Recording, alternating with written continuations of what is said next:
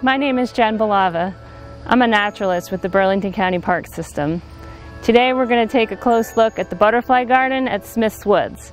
Smith's Woods is the section of Smithville Park that's accessed off East Railroad Avenue in East Hampton. So the purpose of the butterfly garden here is to provide food for all of the butterflies and the different other pollinators that are here in all parts of their life cycle. So we have planted all different kinds of flowering plants that will benefit butterflies and other pollinators that feed on nectar and also the plants that they need for their caterpillars. So we're going to take a close look at all of these different kinds of plants in the butterfly garden that we have planted to attract different kinds of pollinators. The other purpose of the butterfly garden is to educate the public about how they can help pollinators by planting similar things in their garden. So first we're going to take a look at some examples of flowers that attract butterflies. So we have quite a few different varieties of milkweed in the butterfly garden. What we're looking at here is something called butterfly weed, which is an orange colored milkweed. And this particular milkweed, as you can see, has this structure which has clusters of flowers grouped together. They have a small tube surrounded by various petals around them. And this particular structure very much attracts butterflies. It has a small tube with a rim for them to land on. And that's what butterflies like as far as the structure of a flower. It's also a very bright color. You know, color plays a really big part in which pollinators are attracted to which different kinds of flowers. Orange is a pretty unusual color in wildflowers in nature. So orange is really only going to be attractive to butterflies and possibly hummingbirds. But there's not a lot of other things that can see orange. So this one is very much advertising to butterflies specifically by the color and the structure of the flowers. We can also take a look at common milkweed and compare and see how similar the flowers are, just slightly different arrangement and a different color. Now we're going to take a look at the common milkweed.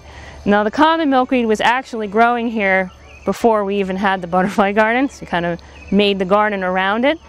Common milkweed is one of the most important plants in this garden for pollinators in general. If we take a look at the structure, it's got the same kind of tube with the rim that we saw on the butterfly milkweed, but the common milkweed, you can see, is a very different color. It's this pale pink. And pale pink and white and yellow are the three pastel colors that attract the largest variety of insect pollinators. That has to do with their color vision.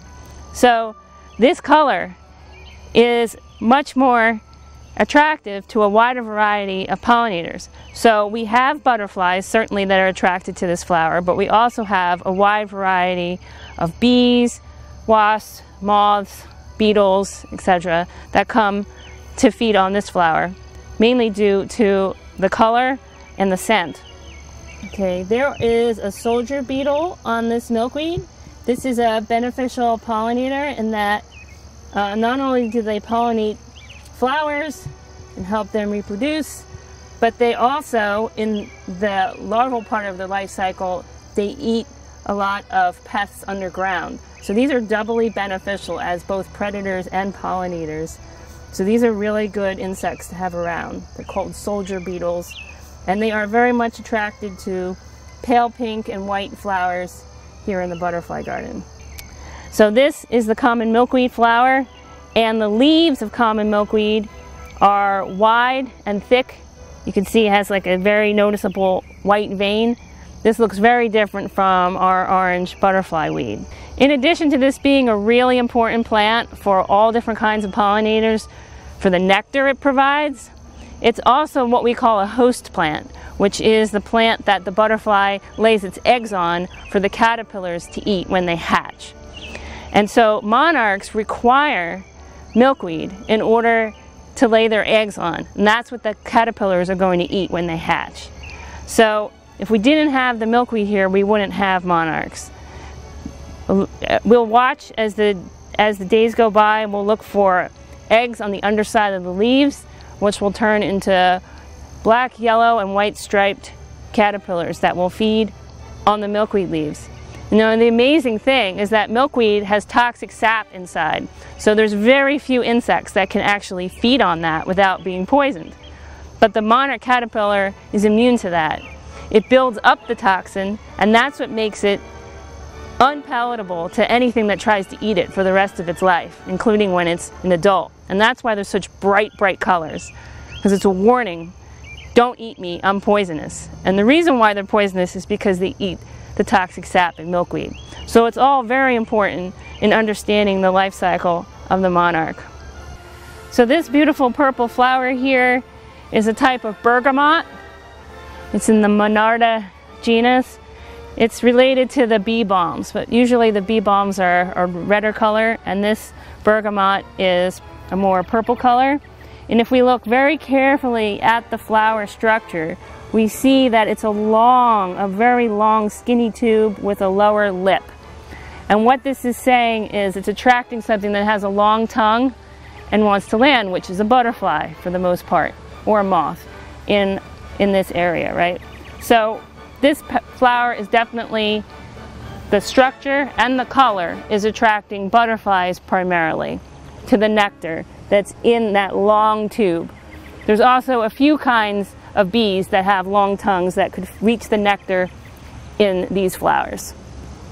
So this is a really neat particular type of flower in the mint family known as bergamot. So the pastel colors, white, yellow, and pale pink, are important to understand in a garden setting because those pastel colors are the ones that attract the widest variety of insect pollinators. Now our insect pollinators can be bees, wasps, butterflies, moths, certain kinds of beetles, and certain kinds of flies. That's a lot of different potential insect pollinators.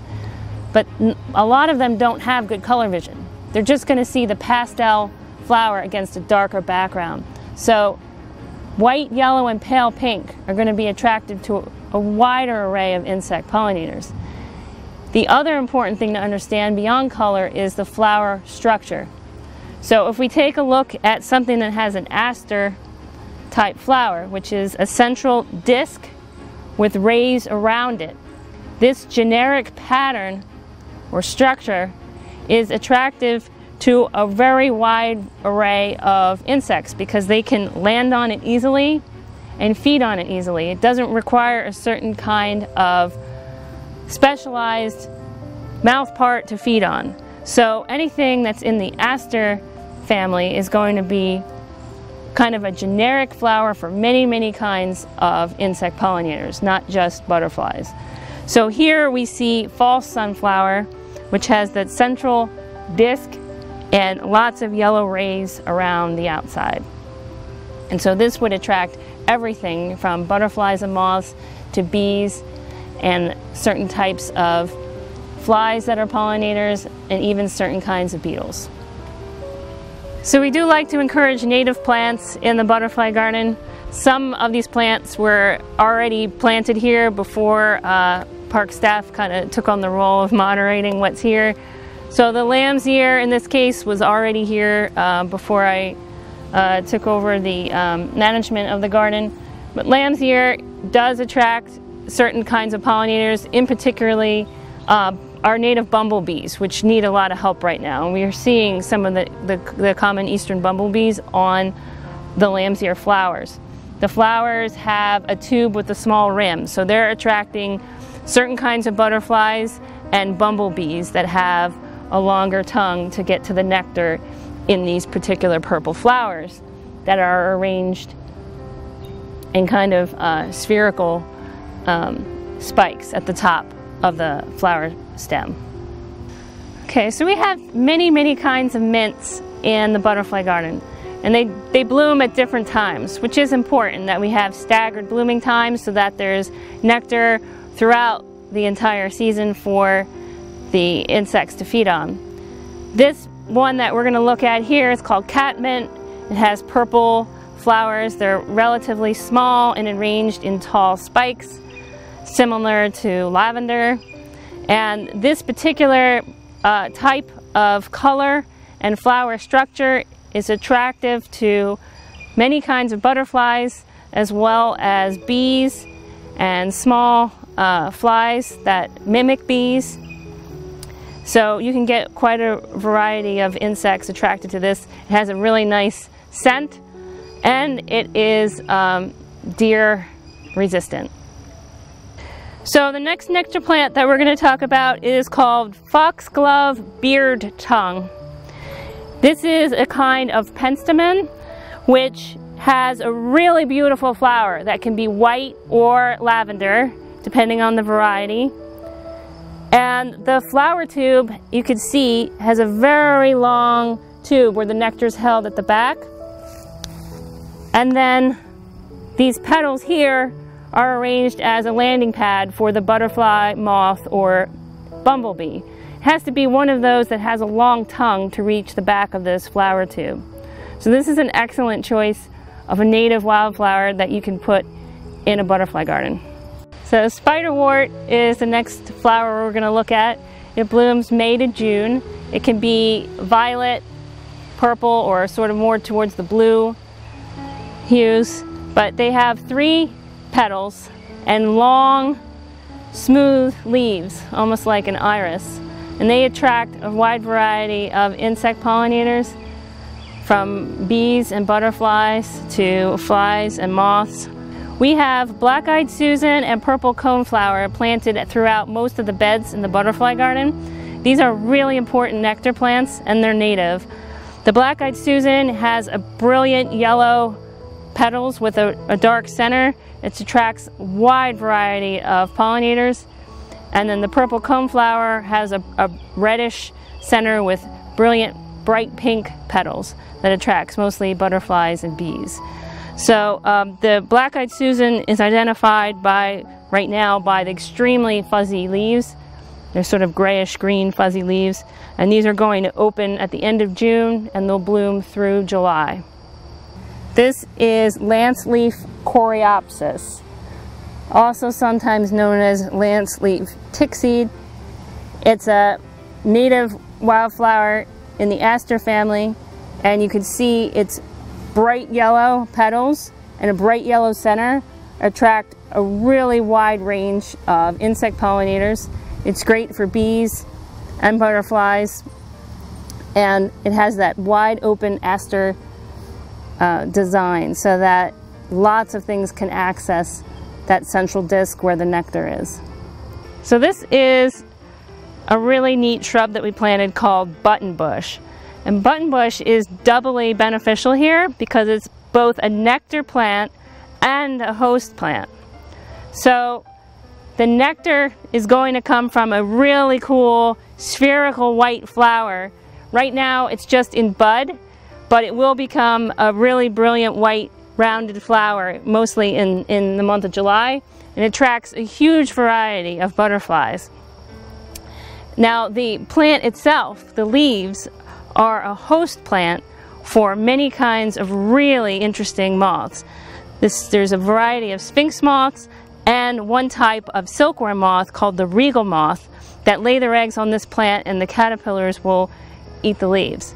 We've seen some really incredible examples of these really strange large daytime moths here in the garden. So we talked briefly about host plants with the common milkweed.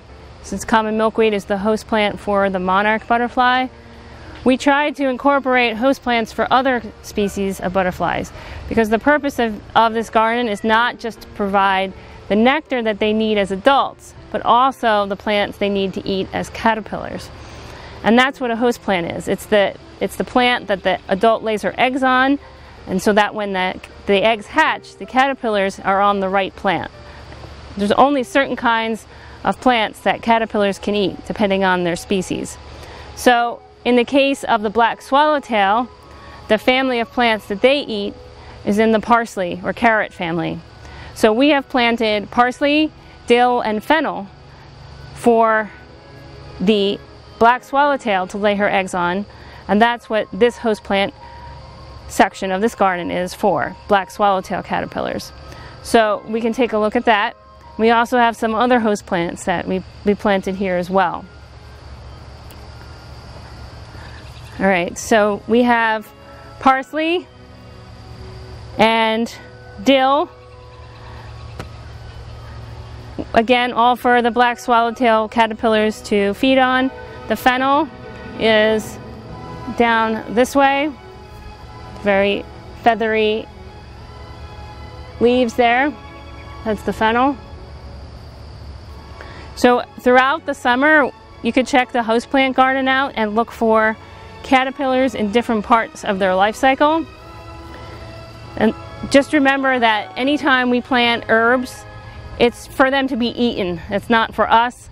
And if the plants get eaten, that's the point. So a lot of people plant these things and they are frustrated that they're eaten by caterpillars. But if you plant them for the specific purpose of benefiting the butterfly, then you have to accept the fact that it's going to get eaten.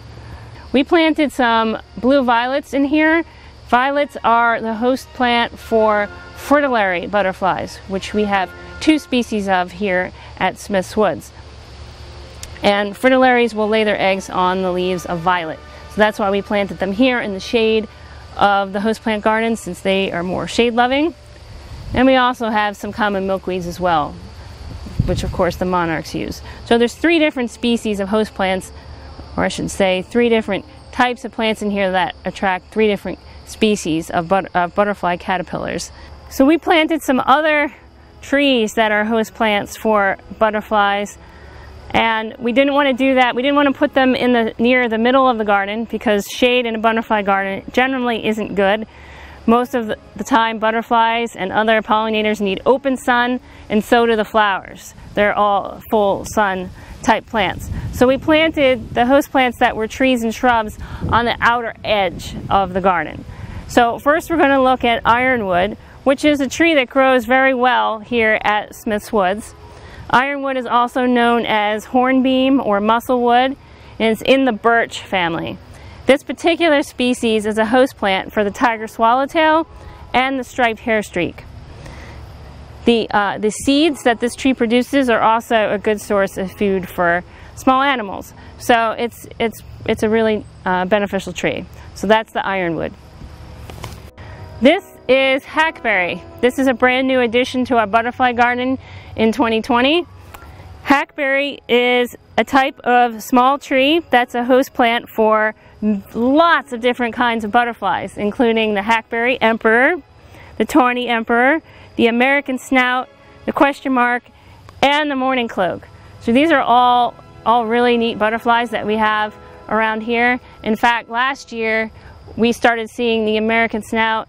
We hadn't really seen it at all in previous years, so that particular species is expanding its range north. And so I purposely selected Hackberry since it's a host plant for all of these different species. And the fruits that this tree will eventually produce are also good for birds.